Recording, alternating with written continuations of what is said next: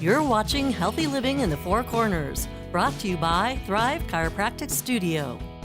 Welcome to this edition of Healthy Living in the Four Corners. Today we're in the studio with Dr. Niccum to talk about chiropractic and the 3 things you should know before you select a doctor for treatment. Welcome. Thank you. What is the first number 1 thing that you should know? I think the biggest thing is for people to have an understanding of what their expectations are, what their goals are.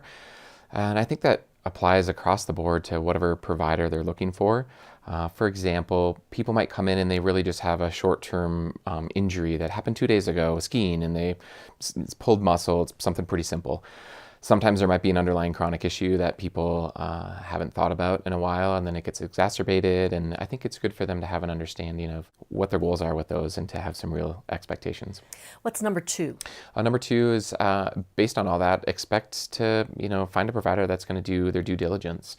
They're going to do an exam. They're going to do a workup. They're going to find out what's really going on, and therefore what do you have to do that's going to make you participate the most in your care and get the most results? Why is the exam so important instead of just dropping in and say, I need a quick adjustment? I know it's a silly analogy, but I do use it frequently. Think about if you had a toothache and you didn't know why it was there. You're like, well, I woke up Tuesday and there it was.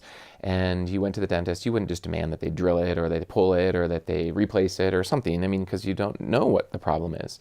So you really want to find out what is the problem before you start messing around with it. And what is the 3rd thing people should consider before selecting a chiropractor?